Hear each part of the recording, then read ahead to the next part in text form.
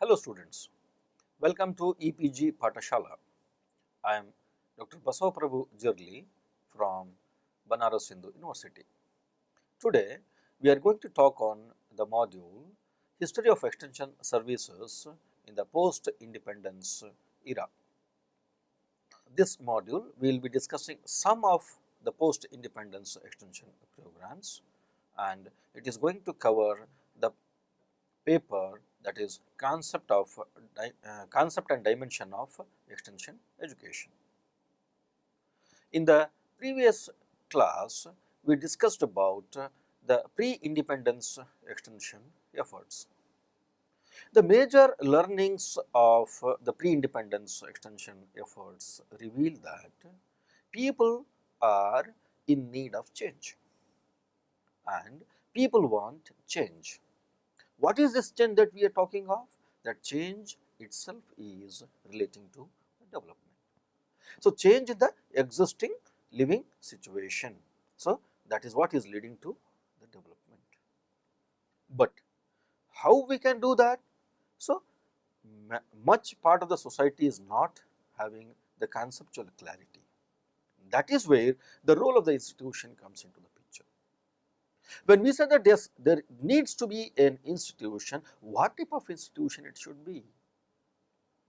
We have seen good number of informal institutions which were operating in different parts of the country and the impacts also. Even though a lot of interest was generated among the development initiatives, but for good number of reasons that what we have already discussed, it could not continue for the longer period. Under such circumstances, what are the alternatives before us? By that time, Indian subcontinent obtained freedom from the British rule and we started the extension activities in a systematic way. And what are those initiatives that we will be discussing one by one under this particular module. As a part of post-independence extension efforts, the first program that we are going to discuss is Firka Development Scheme, which was launched in the year 1946 by Shri V.T. Krishnamachari. This is at the juncture of independence the program was launched. Hence, we are going to discuss it as a part of post-independence extension efforts.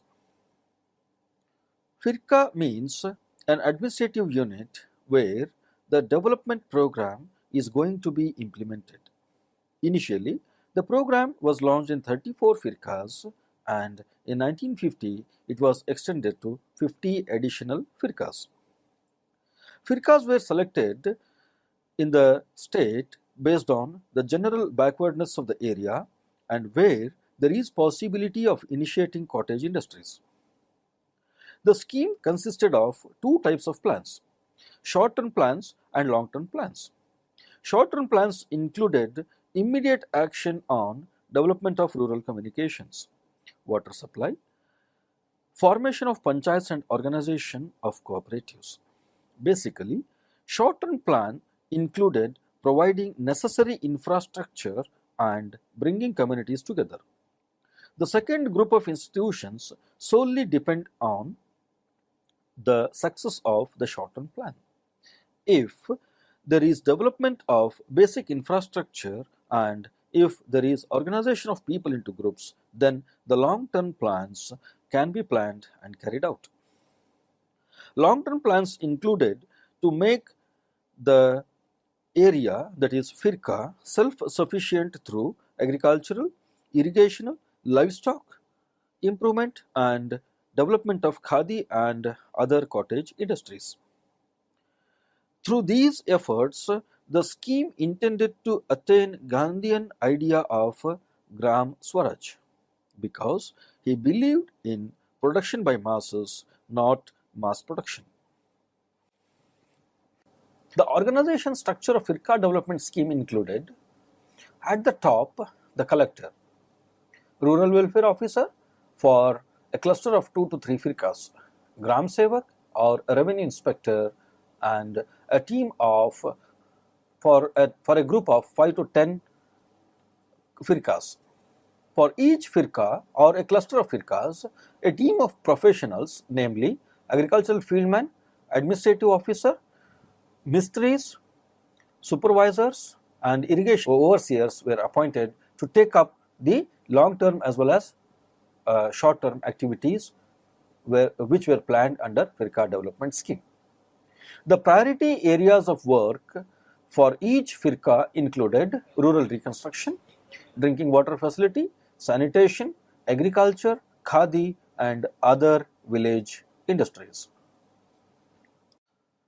Friends, the earlier program, what we saw as a firqa development scheme, that was planned and implemented at the juncture of independence by the provincial government. There was a basic paradigm shift.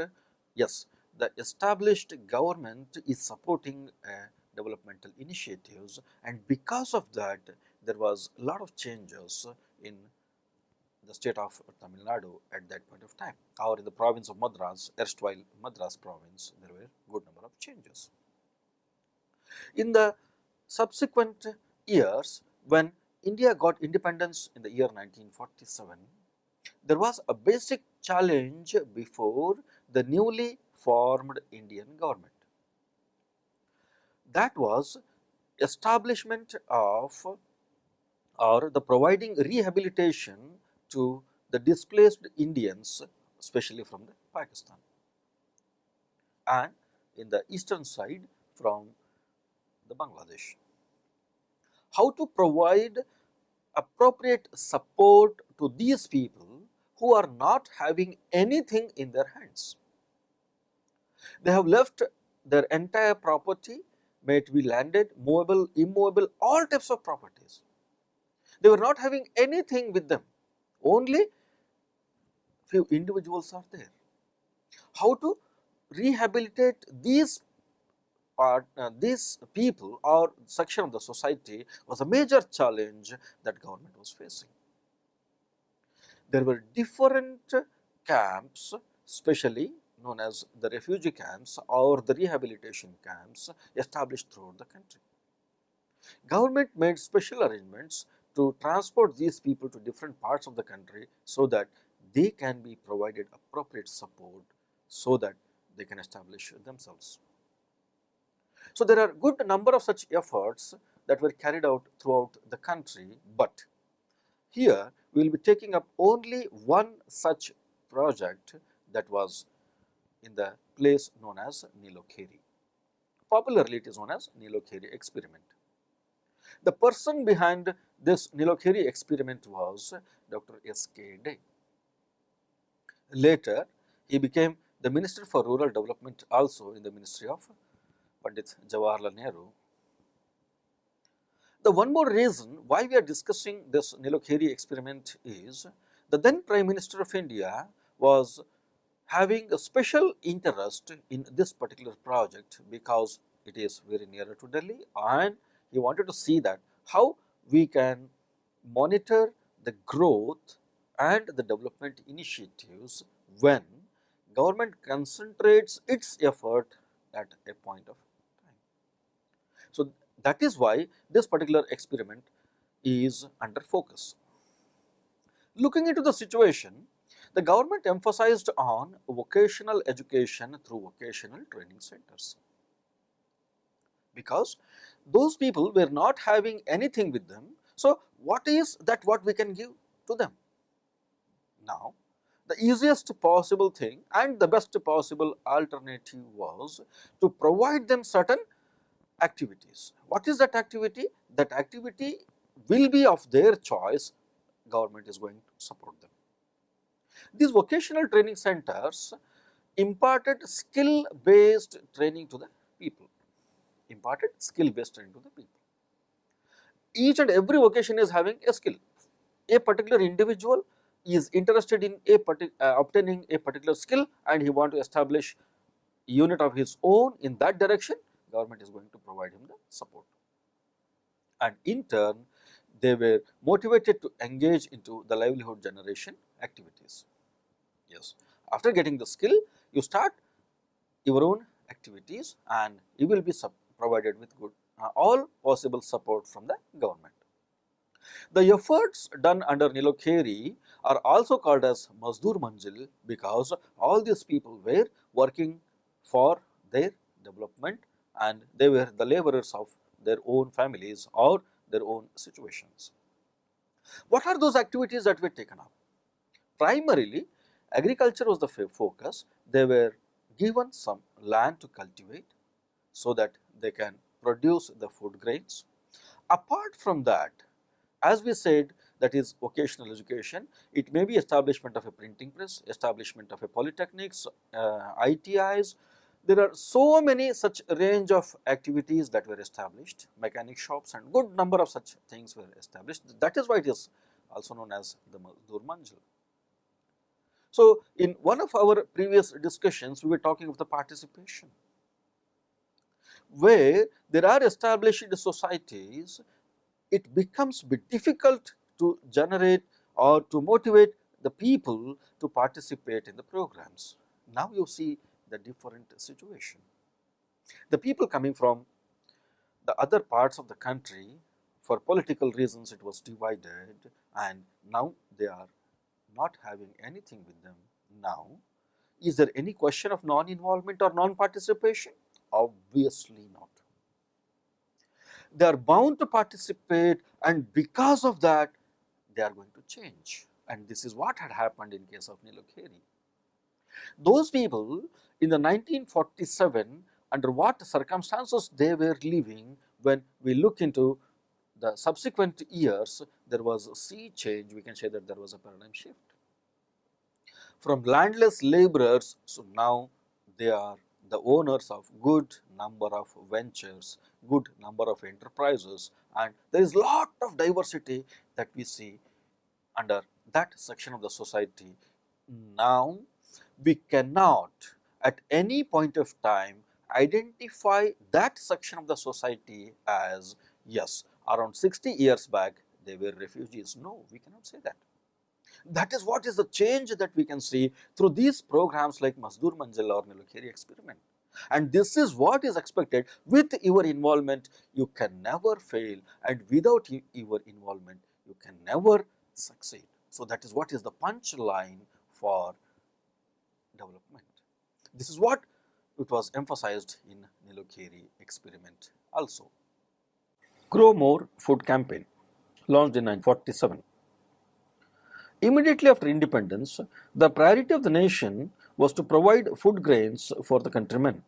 But at that time, there was a severe shortage of food grains in the country. The nation was importing food grains. The national priority was to establish the new order in the country and establish peace and stability in the country. We cannot establish peace without food. There was a severe shortage of food grains in the country. The country was importing the food grains. Being an agrarian economy based country, it was very hard to believe that where the majority of the population of the country is dependent on agriculture, its food needs are being satisfied with imported grains. Hence, the country wanted to come out of such situation. To encounter the situation, the government launched a campaign known as Grow More Food Campaign. Campaign is basically an intensive educational activity intended to bring immediate change in the target community. So, many such campaigns government run time to time.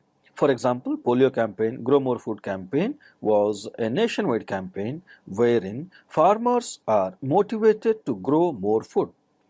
It has many messages, namely, increase the area under cultivation, increase the cropping intensity, or increase the productivity. Basically, Grow More Food campaign was intended to enhance the cropping intensity so that in the same piece of land, more crops can be grown in 2 or 3 seasons depending on the seasonal rotation of the crop in different parts of the country, so that there will be more food grains available in the country. All these 3 efforts led to more food grains. Farmers also responded to the efforts. Production started growing up, but there were limitations with the genetic production potentiality of the crop. In the subsequent years, the issue was given emphasis, and new varieties had all these desirable qualities. After having discussed the Grow More Food campaign, now let us move on to the Itawa pilot project, which was again one of the most ambitious program of the government of India. So, the objective of this Itawa pilot project was to see the extent of improvement possible in agricultural production, social improvement, and self-reliance and cooperation in an average agricultural district. So, how we can change the situation district as a unit? So, that was the basic thing. The organizational structure included the project was the district planning officer, block manager, and a village level extension worker. These were the three people who were responsible for bringing in the change at the village level, and their levels of operation are going to be different. Coming to the modus operandi of this particular project, how this particular project was planned and implemented. So, the first thing was, whatever the problems that particular district of Itawa or in that section of the society was facing were tackled by making an effort to broaden the mental horizon of the villagers. The basic issue here is how we can broaden the mental horizon. Number one, by providing education. There is no alternative. So, there needs to be provided education, and that is what was done in the first part. The second thing was dealing with the villager's land, his tools, and his surroundings. In some of the previous experiments, we were talking of identifying the resources and exploiting the resources. That was also given due attention under this program as dealing with villagers' land, because it is a resource, their tools, yes, it is a resource, and their surroundings, it is also a resource. The modus operandi was educative and persuasive rather than coercive, means they wanted to be bottom up rather than top down, which we find in majority of the programs. If it is bottom up, if the grassroots level people are involved in this particular program, so then we can say that the program is never going to be failure, because it is their program and every individual feel that I am party to the decisions what we have taken for implementation of this program. Yes, I am going to participate, and as we said, if there is participation, the program is going to be most successful. So, with this model, let us look into some of the achievements of this Itawa pilot project. What are the things that what we could achieve under Itawa? The entire district was under the improved varieties of wheat. Now, you see, we are talking of this particular program almost 6 decades or 7 decades in the past. Around 65 to 70 years before, the entire district adopted the improved varieties of wheat. When we look into the seed replacement ratio, even today, it is not crossing the levels of 15 to 20%. But the district of Itawa adopted this particular way back 7 decades back. So, that is the power of these extension programs.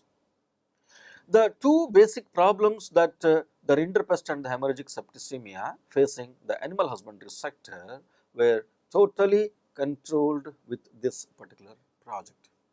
Recently, India was declared as free from rinderpest, but the district of Itawa was declared way back in 1950s or 40s. Then the next achievement of this program was the area under vegetables was extended. cultivation of vegetables, especially for the farmers, are having special significance because they are going to be the source of regular income, continuous income and the additional income. That is why in their cropping system or in their farming systems, the vegetables were introduced in a large way so that they are going to have the regular as well as the additional income apart from the major crops. From the sanitation point of view, construction of the roads, soak pits in the villages were taken up by the participation of the people who are living in that region. In all the crops they were cultivating, they started accepting the improved agricultural practices. As we have seen in our previous discussion, the process of agricultural research was started in 1905. Systematic efforts were done since 1905. There were a good number of innovations that were available for the farmers. And at that time, the extension system was not that strong to influence these communities, but with the programs like this, the people started accepting these things. And the last achievement what we could see under this Itawa pilot project is overall improvement in the economic condition of the farmers.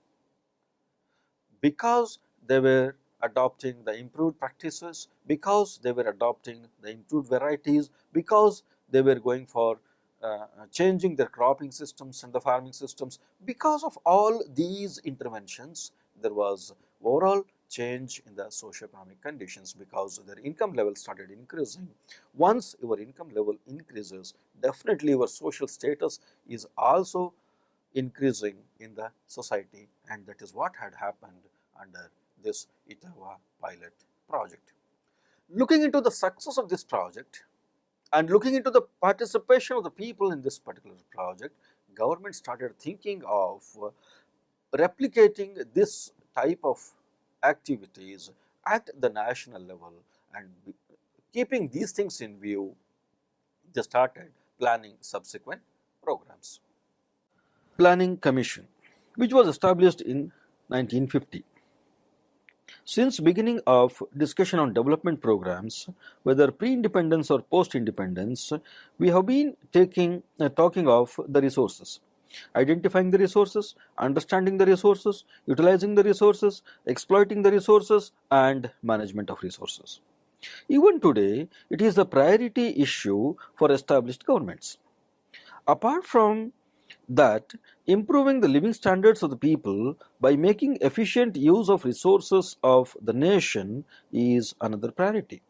Through these processes, government intend to offer opportunities to every citizen of the country in the service of the nation for enhancing the production and productivity in all sectors of economy. With this, we can understand that Planning Commission is having responsibility of developing plans for effective and balanced utilization of resources and determining the priorities of the nation in achieving holistic development. Prime Minister of the nation is ex officio chairman of the Planning Commission of India. Hence, the first Prime Minister, Pandit Jawaharlal Nehru, was the first chairman of Planning Commission of India. The first 5-year plan was launched in the year 1951. The functions of the Planning Commission of India include assessing the material, capital and human resources of the country. This is what we have been emphasizing since beginning, identifying the resources and making use of that resources for the development of the country. This was the first and foremost priority function of Planning Commission of India. Formulate plans for effective and balanced utilization of resources.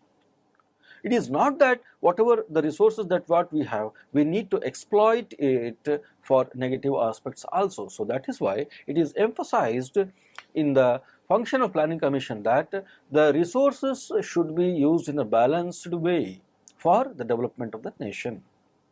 The third function defined was define the stages in which the plan should be carried out and propose the allocation of resources. It may be the financial resource or human resource or any type of resource. All these points are emphasizing the role of resources, allocation of resources, utilization of resources. The next function of Planning Commission of India was indicate the factors which are tending to retard the economic development, identifying those areas which are creating trouble for the economic growth and development of the country. Because if we remove those hindrances or the drawbacks, the economy is going to enhance and it is going to facilitate the process of the economic development of the nation. So hence it is one of the important function of Planning Commission of India. Determine the nature of machinery necessary for securing the successful implementation of the programs that are being planned by various ministries. So for each ministry which is developing various programs, it needs different types of resources and different types of machineries, and it is the responsibility of Planning Commission to identify those machineries and to make them available to those ministries which are planning and implementing the programs. Apprise from time to time the progress achieved in execution of each stage of the plan to the competent authorities. Every ministry is having its own program as a part of the 5-year plan, and at regular intervals these appraisals are made by the competent authorities just to identify whether the planned program is being implemented in the planned way, or are there any impediments, or are there any problems that are being encountered, so that it can be removed and the development can be achieved. Make such interim and ancillary recommendations as appear to be appropriate, because we are going for the formation of 5-year plans.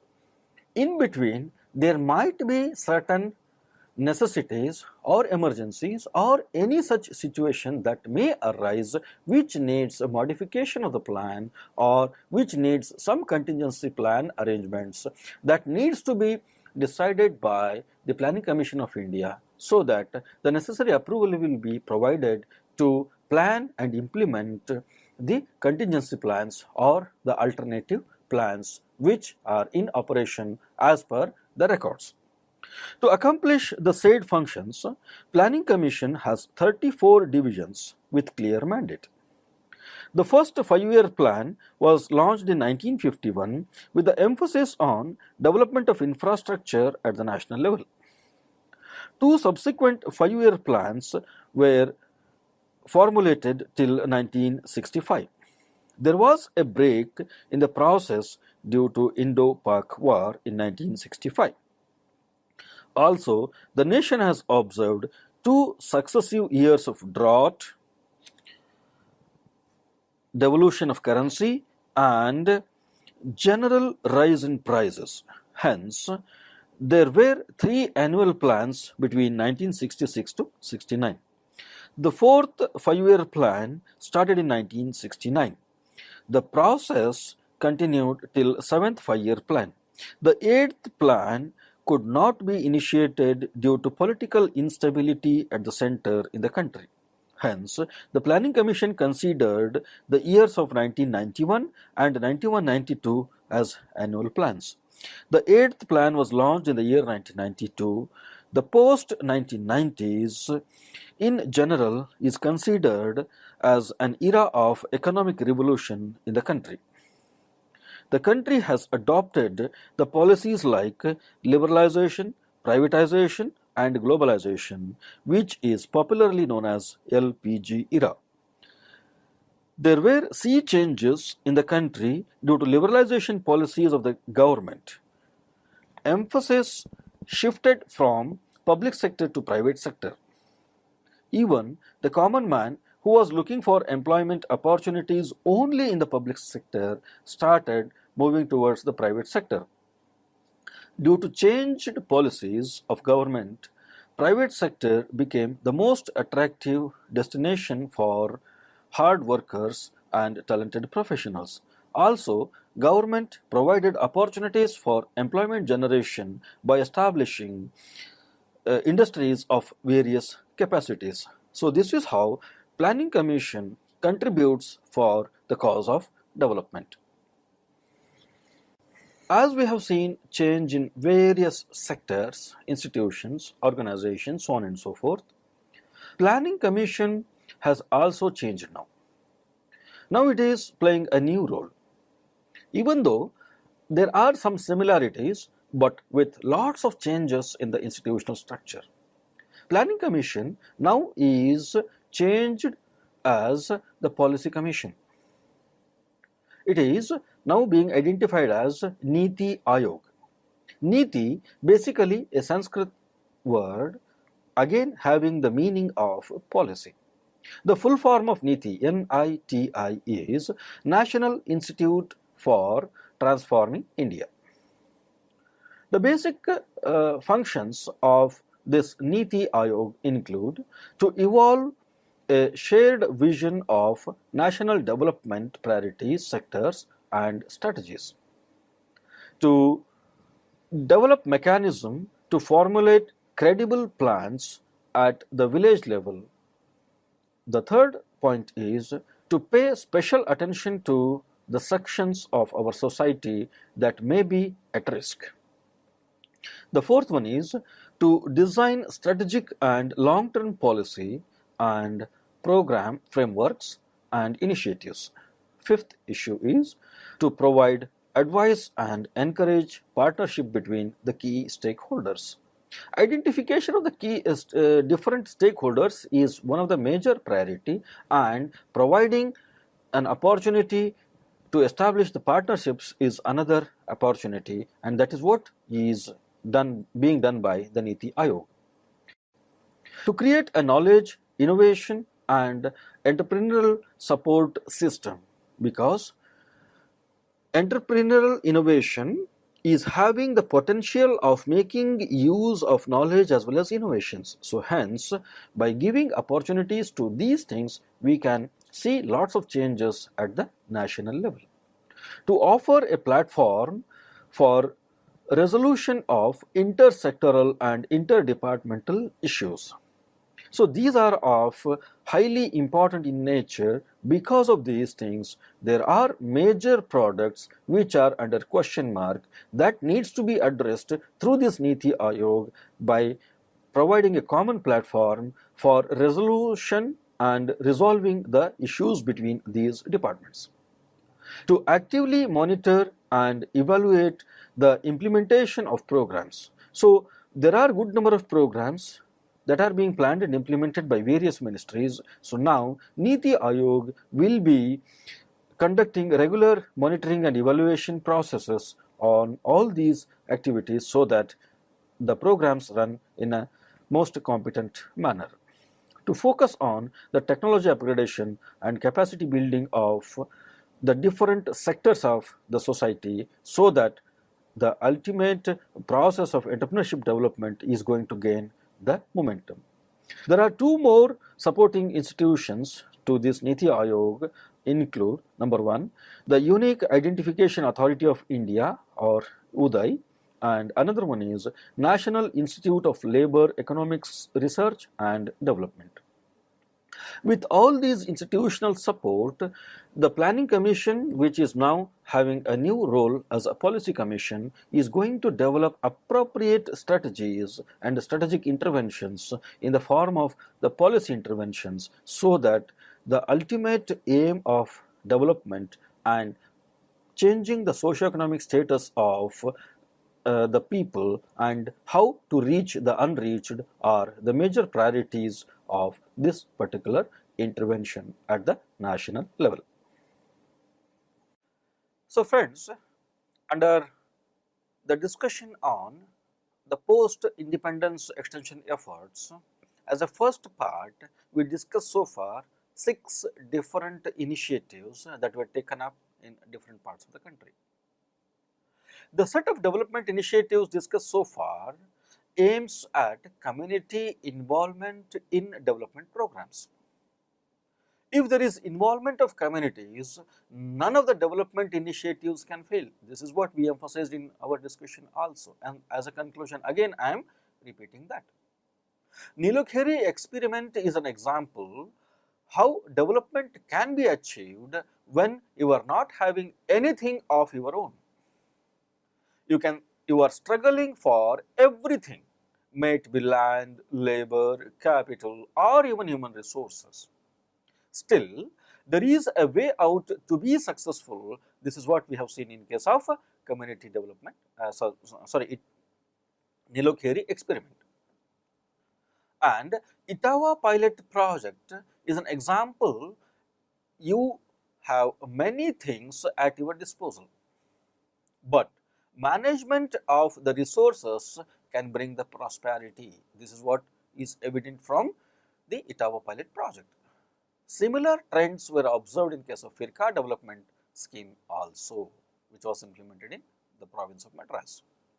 People's response to the Grow More Food campaign helped in increasing the food production, but lacked the educational approach.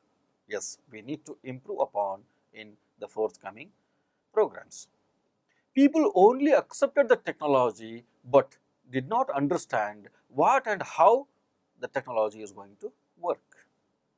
And maybe because of that, there are some problems even today that we are facing, yes, and we are also making an effort to overcome that. The discussion on Planning Commission, which is now transformed into the Policy Commission, is an institutional support for policy formulation for the country. So, these are 6 different sets of programs that we discussed in the first part of our discussion on the post-independence extension efforts. There are many such programs planned and implemented for bringing in the change at different levels in the subsequent classes. Thank you.